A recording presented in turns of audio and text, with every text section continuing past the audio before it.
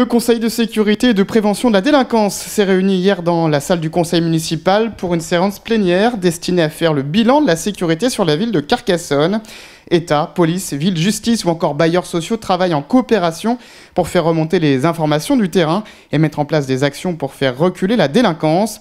Lors de la réunion, le directeur départemental de la sécurité publique a dressé le bilan de la délinquance sur les 6 premiers mois de l'année. Mais la priorité reste la lutte contre le trafic de stupéfiants.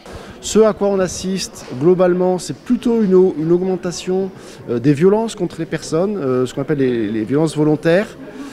Pas les plus graves, heureusement, donc pas les vols avec violence par exemple, qui sont plutôt en diminution, pas les agressions sexuelles, les viols, etc. Mais les violences, on va dire, un peu du quotidien, y compris dans le cadre familial, des violences conjugales.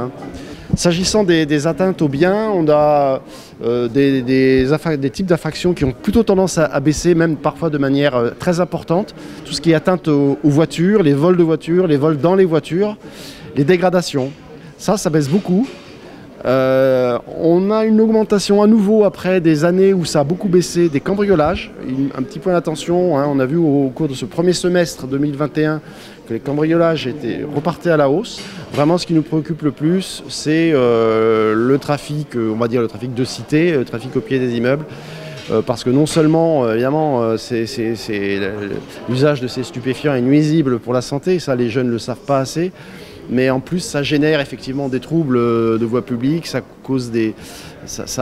perturbe la vie des habitants qui ne sont pas concernés par ces trafics. Les quartiers de Carcassonne, dans le trafic de stupéfiants, sont soumis aux mêmes tendances qu'ailleurs, c'est-à-dire des rivalités, on va dire, commerciales entre certains pour s'accaparer le marché.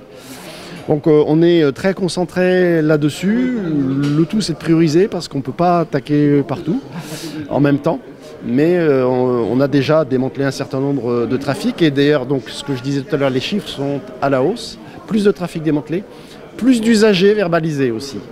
Donc ça, c'est les grosses tendances sur ce début d'année 2021. Parmi les annonces faites, le renforcement de la vidéosurveillance, mais aussi la signature prochainement d'un contrat de sécurité intégré qui prévoit une augmentation des effectifs de police sur 5 ans avec l'arrivée de 2 policiers municipaux chaque année, adossés à un renfort conséquent de policiers nationaux sur le département.